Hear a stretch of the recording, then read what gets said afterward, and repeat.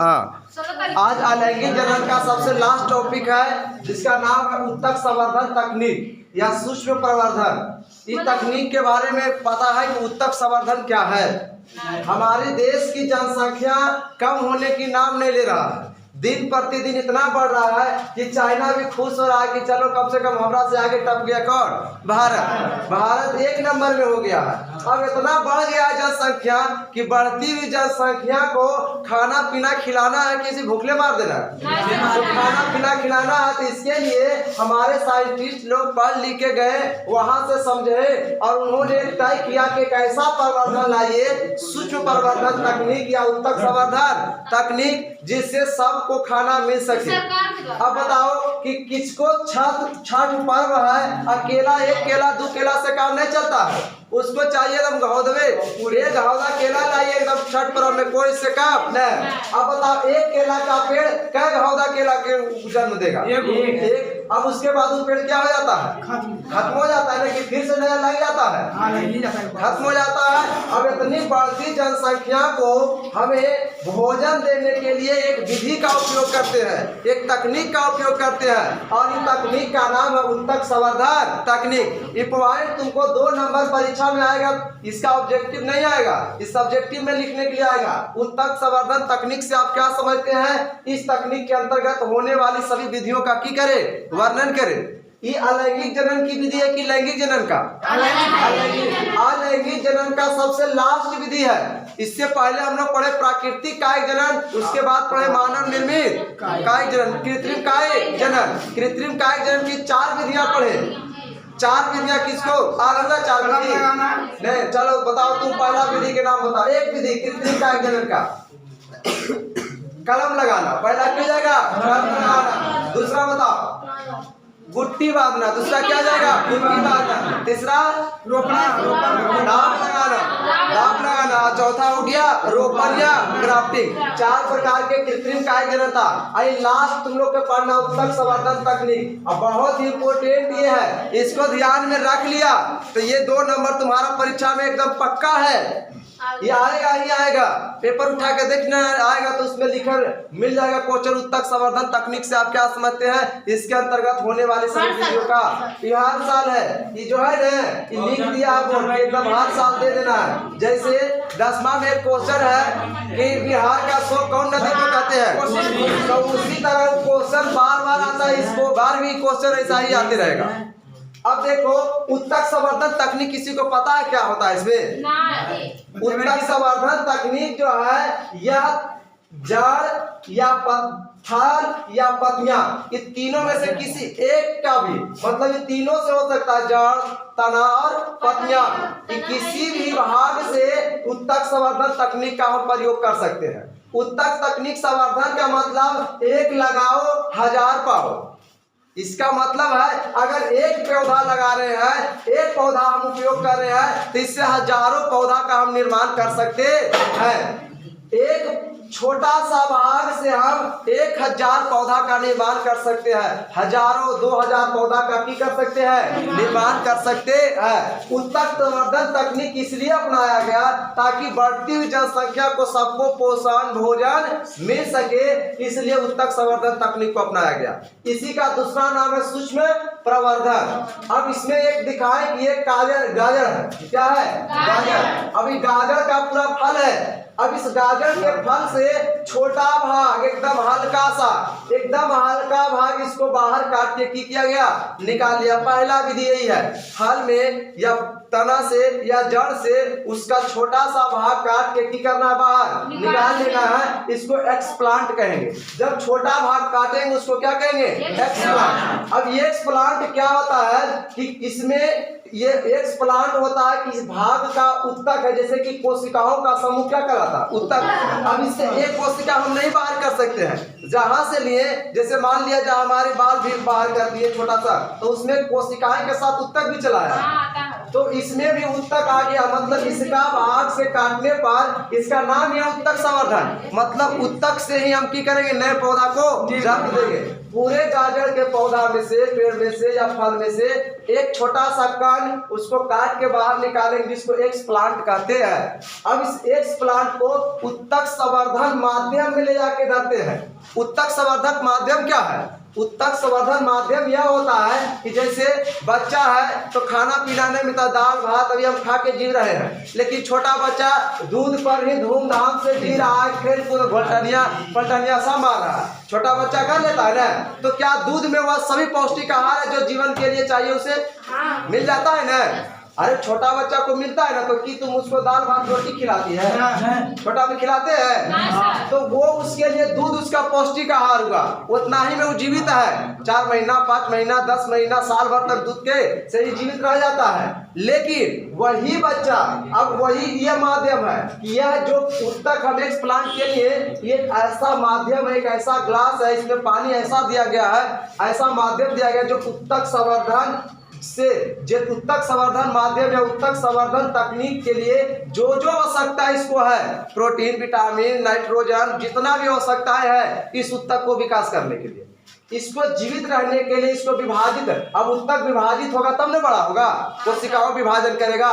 तो इसको विभाजन के लिए जो भी आवश्यकताएं की वस्तु चाहिए वह सभी इसमें रहता है, उस पानी, घुले हुए पानी में। ये ऐसा घोल है, ये पानी का एक ऐसा घोल है जो उत्तक संवर्धक माध्यम से बनाया गया घोल है, जिसमें एक्सप्लांट को विकसित होने के लिए वह सारा गुण है जिस गुण को होना चाहिए। तो इसमें डालने के बाद यह धीरे धीरे इसकी कोशिकाएं क्या करने लगती है? विभाजित होने लगती है। कोशिका विभाजित होगी तो ऑटोमेटिक इसकी क्या हो जाएगा? इसका आकार बढ़ने लगेगा। अब धीरे धीरे जब कोशिका विभाजित होने लगती है तो पता चल जाता है कि यह अब कोशिका विभाजित हो रही है, तो इसका मतलब अब यह सेल डिवीजन कर सकता है, और उसके बाद तुरंत इसको हम बाहर निकाल लेते हैं। वही यह कोशिका विभाजित करने लगा, अब यह बड़ा हो गया है, मतलब यह बड़ा भाग को हम कैलिस कहते हैं। ये दोनों याद रखना, एक्सप्लांट और कैलिस, एक्सप्लांट और कैलिस। एक्सप्लांट क्या होता है? गाजर किसी भी फल तना से काटा हुआ छोटा सा टुकड़ा एक्सप्लांट कहलाता है, जबकि वह माध्यम में रखा गया उत्तक संवर्धक माध्यम से निकाला गया टुकड़ा क्या कहलाएगा? कैलिस। अभी कैलिस को बाहर जब रखेंगे तो इसमें क्या होगा कि यह कैलिस में दो तरह की आएगी, या तो इसमें तना का विकास होगा या तो इसमें परांकुर का विकास होगा। परांकुर होगा, मूलांकुर होगा। तो परांकुर मूलांकुर का मतलब है भूर्ण का विकास होगा। भूर्ण से दो निकलता है, एक परांकुर है एक मूलांकुर। अब परांकुर मूलांकुर में एक सूट है एक रूट है, ऊपर में जाएगा सूट, नीचे जाएगा रूट। अगर ये पृथ्वी है तो नीचे गया तो ये रूट कहलाएगा, ऊपर वाला भाग रूट, मतलब ये तना वाला भाग है ये जड़। आई जो जड़ तना का विकास होता है वो किससे होता है? भूर्ण से। या तो भूर्ण का निर्माण होगा या तो डायरेक्ट इसमें क्या हो जाएगा? तना का निर्माण होगा तो इससे जड़ निकलने लगेगा। अगर इसमें भूर्ण का निर्माण हुआ तो इसमें मूलांकुर और परांकुर निकलेगा। जैसे यहाँ पर इसी भाग से बहुत छोटे छोटे कण, बहुत सारे, इसमें एक गाजर है ना, तो क्या एक गाजर से हम एक ही पौधा विकसित कर सकते हैं? एक हम समझा रहे हैं, इससे तुम कितनों खंड काट के इसमें उत्तक संवर्धन माध्यम में रख सकते हैं। और इससे बने हुए कैलिस को बाहर निकालेंगे तो कैलिस जो है या तो हमको तना का निर्माण करेगा या तो भूर्ण का निर्माण करा तो एम्ब्रॉयड बनेगा, और यही एम्ब्रॉयड जाके एम्ब्रॉय का निर्माण करेगा। एम्ब्रॉय वैसा भाग होता है जो ऊपर भागेगा तो तना और नीचे आएगा तो जड़ का निर्माण करेगा।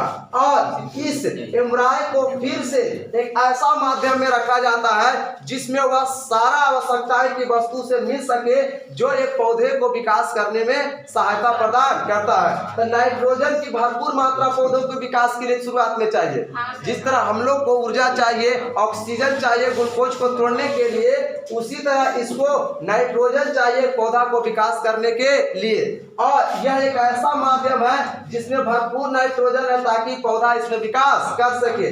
और यह पौधा जैसे ही हल्का सा भी इसमें पत्तियां निकल आया तो उसको बाहर निकाल के और मिट्टी में ले जाके की करते हैं? दबा देते हैं, गड़ देते हैं, जिससे एक नया पौधा का निर्माण होगा। और ये विधि अगर हम एक बहुत बड़ा टॉप में कर रहे हैं, इसे एक छोटा सा ग्लास में सिखाए, बहुत बड़ा।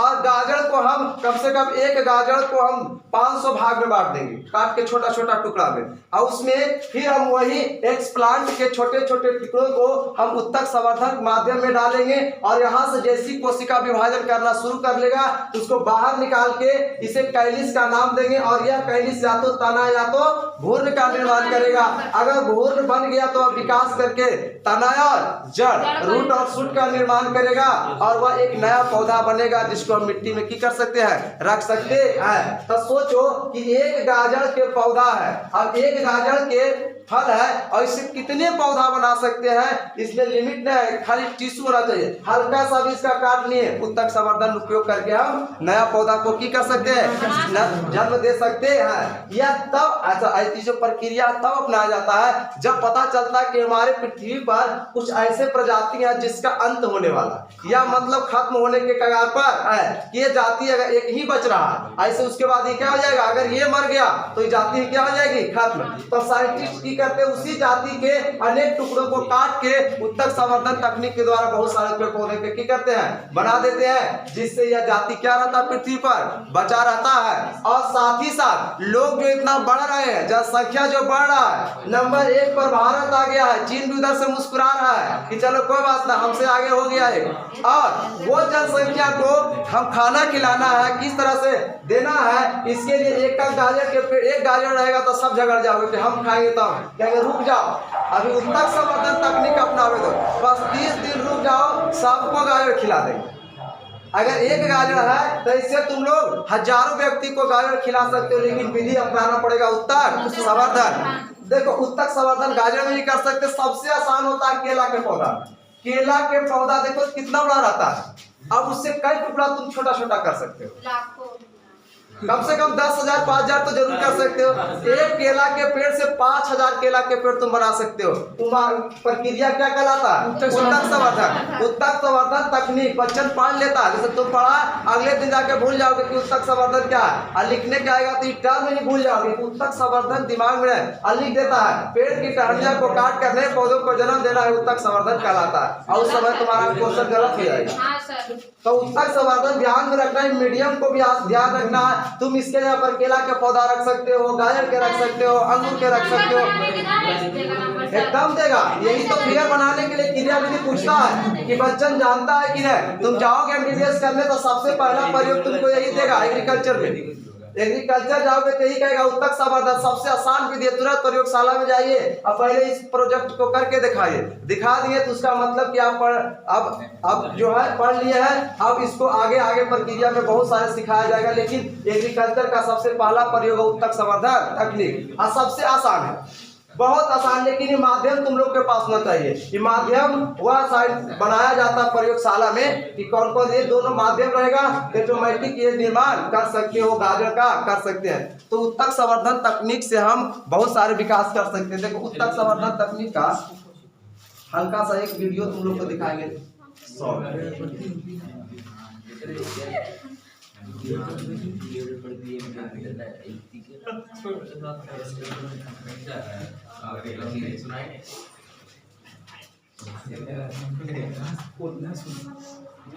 क्या करना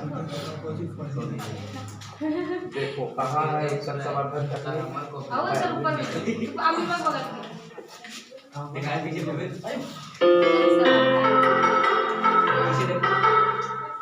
हमारे पास पढ़ने के लिए एसेक्सुअल रिप्रोडक्शन का एक आखिरी मेथड बचा है।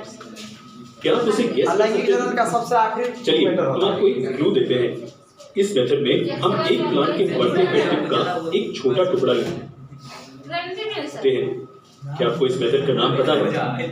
कि प्लांट का बढ़ता हुआ टिप हमें क्या देता है? जी हाँ, बिल्कुल सही, ये एक छोटा सा टिश्यू है। एसेक्सुअल रिप्रोडक्शन के इस मेथड को टिश्यू कल्चर कहते हैं। इस तरह के रिप्रोडक्शन में क्या होता है, जैसे ही टिश्यू का एक छोटा टुकड़ा ले लिया जाता है, उसे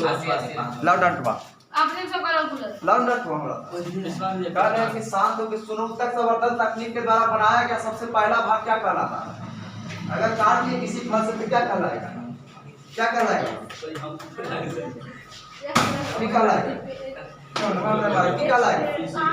टिश्यू तो कहलाता है। टिश्यू को क्या नाम देते हैं? छोटा सा टुकड़ा को एक्स प्लांट क्या बोलेंगे? X plant. ध्यान नहीं देखेगा और लिखेगा कोई चीज उत्तक समाधान में। तो एक आर्टिफिशियल मीडियम में रख दिया जाता है, एक टेस्ट ट्यूब में। इस आर्टिफिशियल मीडियम में क्या होता है? खैर, इसमें प्लांट की ग्रोथ के लिए जरूरी न्यूट्रिएंट्स होते हैं। क्या आप जानते हैं कि कुछ ही दिनों में उस छोटे टिश्यू को क्या होता है? सेल्स तेजी से डिवाइड होते हैं और वो सेल्स का एक छोटा सा ग्रुप बना लेते हैं। इस ग्रुप को कैलस कहते हैं। जैसे ही ये कैलस बन जाता है तो इसके साथ क्या किया जाता है? इसको दूसरे मीडियम में। अभी कैलिस कब बना? जब विभाजन हो गया तब। इससे पहले वो क्या कहलाएगा? X plant. एक्स प्लांट को हम मीडियम में डालेंगे तो उसके बाद बना हुआ कोशिका जब विकास कर जाएगा तो उसे हम क्या कहेंगे? कैलिस कहेंगे। तो कैलिस ध्यान में रखना। और डिफरेंशिएशन के लिए फिर एक नए माध्यम में डालते हैं। इस नए मीडियम के बारे में अलग क्या है? पहले मीडियम और इस मीडियम के बीच फर्क ये है कि नए वाले में स्पेसिफिक हार्मोन्स होते हैं। ये हार्मोन्स प्लांट को उसके अलग अलग बॉडी पार्ट्स को डेवलप करने में मदद करते हैं। मानव पादप हार्मोन को डेवलप करने के लिए कौन सा हार्मोन जरूरी है? जैसे मेरिस्टेमेटिक टिश्यू होता है विभाजक उत्तक, उसके लिए साइटोकाइनिन क्या हो जाता है? साइटोकाइनिन जो विभाजित करके कोशिका को और क्या करेगा? बड़ा कर देगा। हाँ, तो ये हार्मोन इसमें डाला जाता है। क्या आपको लगता है कि पूरा प्लांट इस मीडियम में ही बढ़ेगा? बिल्कुल नहीं। जैसे ही एक छोटा प्लांट बन जाता है उसे प्लांटलेट कहते हैं। इस प्लांटलेट के साथ क्या किया जाता है? ये उस जगह पर भेज दिया जाता है जहां वो बढ़ेगा और एक इंडिपेंडेंट प्लांट के रूप में मैच्योर होगा। गुलाब के पौधा में किया गया है वो है मिट्टी में। इन प्लांटलेट्स को मिट्टी में लगा दिया जाता है ताकि वो इंडिविजुअल प्लांट्स के रूप में बढ़े और इससे अपने न्यूट्रिएंट्स प्राप्त करें। रिप्रोडक्शन के ऐसे मेथड का क्या फायदा है? हम जो स्पीशीज चाहते हैं उनके स्वस्थ प्लांट्स हम एक लैब में बना सकते हैं और फिर उन्हें मिट्टी में लगा सकते हैं। ये उनके बचने के चांसेस को बढ़ा देता है। क्या ये सच है कि रिप्रोडक्शन के इस मेथड में मनुष्य की इन्वॉल्वमेंट की जरूरत पड़ती है? मनुष्य की जरूरत पड़ता है? बिना मनुष्य के संभव नहीं। मनुष्य को लगता है कि प्रजाति खत्म होने वाली है, एक एकलौता बच रहा है, इसको बचाना है तो तुरंत उत्तक संवर्धन तकनीक से बहुत सारे पौधे का निर्माण कर दिया जाता है। हर एक पौधा में संभव नहीं है, लेकिन कुछ ऐसे प्रजातियां हैं जिसमें संभव है। जैसे नींबू में संभव है, केला में संभव है, गुलाब में संभव है। अगर तुम्हें पेड़ पौधा में देखना है तो सब प्रक्रिया तो बता दे। जैसे आम के पौधा में देखना है तो तुम गुट्टी बांध सकते हो। अगर कलम लगाना है तो और पौधे में लगा सकते हैं। ये लास्ट प्रक्रिया कुछ ऐसे पौधों में किया जाता है जिसमें हम अलैंगिक प्रजनन के द्वारा नए पौधे का हम निर्माण कर सकते हैं। इसी विधि को कहते हैं उत्तक संवर्धन तकनीक। उत्तक संवर्धन तकनीक। अच्छा, उत्तक संवर्धन तकनीक में दो भागों का नाम बता। सबसे पहला कटा हुआ उत्तक को क्या कहते हैं? कटा हुआ पौधा को जब हम एक मीडियम में डालते हैं तो क्या करता है? कैलिक्स। कैलिक्स दो चीज का निर्माण कर सकता है, या तो डायरेक्ट ऑक्सीजन का निर्माण करेगा या इसके साथ बहुर्ण का निर्माण करेगा। अगर बहुर्ण बनाएगा तो इसमें देखो, जैसे अगर बहुर्ण का निर्माण किया है तो यहाँ से एक निकल जाएगा, एक यहाँ से जड़ निकल जाएगा। अगर भूर्ण का निर्माण किया तो तने निकल जाएंगे स्टीम, और नीचे में क्या निकल जाएंगे? जड़। और जड़ जैसे निकला तो मिट्टी में इसको गढ़ के नया पौधा का निर्माण कर सकते हैं। ये उत्तक संवर्धन तकनीक था। और उत्तक संवर्धन तकनीक टॉपिक लास्ट हो गया अलैंगिक जनन का। अब हम सेक्सुअल रिप्रोडक्शन पढ़ेंगे। अब सेक्सुअल रिप्रोडक्शन पढ़ेंगे जिसमें लैंगिक जनन के बारे में समझेंगे कि मानव के शुक्राणु अंडाणु के निषेचन के दौरान एक नए यूनिट का निर्माण होता है और उसके द्वारा तो ये हम आगे जो पढ़ेंगे ना, उससे पहले हमारा अलैंगिक जनन पूरा कॉपी में लिखा जाना चाहिए। अलैंगिक जनन के जितना मेथड है सब कंप्लीट होना चाहिए, और उसके बाद हम आगे पढ़ाएंगे।